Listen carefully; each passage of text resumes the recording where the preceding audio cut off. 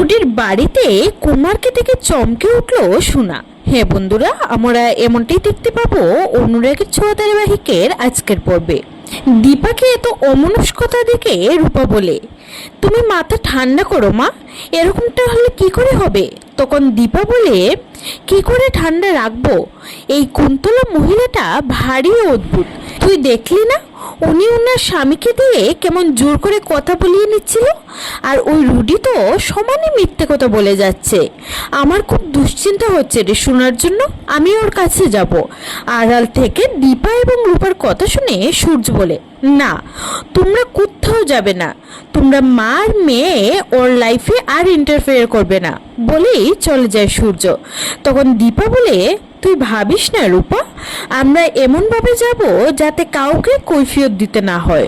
অন্যদিকে কুন্তলা সোনার ফোনটা ওর কাছ থেকে কেড়ে নিয়ে ওকে একটা নতুন ফোন দিয়ে বলে, বাড়ির সবার সাথে যত কম যোগাযোগ থাকবে ততই তোমার ভালো। কুন্তলার এরকম আচরণে আবারও ভয় পেয়ে যায় সোনা। এদিকে কুন্তলা চলে গেলে রুডি সোনাকে নিয়ে ঘরে যায়। অন্যদিকে সোনার কথা চিন্তা করতে করতে দীপার ভারী দুশ্চিন্তা হচ্ছিল। তাই মধ্যরাতে সোনার মোবাইলে একটা ফোন করে। সোনার ফোনটা সোনার বদলে কুন্তলা ফোন রিসিভ করে। এ নিয়ে দীপার ভারী দুশ্চিন্তা হয়। তাই পরদিন সূর্যোদয় হতে না হতেই রূপাকে নিয়ে বেরিয়ে যায় দীপা রুডির বাড়িতে। অন্যদিকে সকাল হলে সোনা বলে, ওরা তো কিছু একটা আমার কাছ থেকে লুকিয়েছে, আমাকে জানতেই হবে ওখানে কে থাকে, আমাকে দেখতেই হবে ওখানে কে আছে বলেই চুপিসারে সবার আড়ালে ওই ঘরে যায় সোনা। সেখানে গিয়ে একটা ভদ্রলোককে বসে থাকতে দেখে। লোকটি বলে, কে এসেছে? কুন্তলা তো নয়, তাহলে কে? তখন সোনা বলে, আমি সোনা, রুডির বউ। ঠিক তখনই কুন্তলা এসে সোনাকে একটা চড় মারে।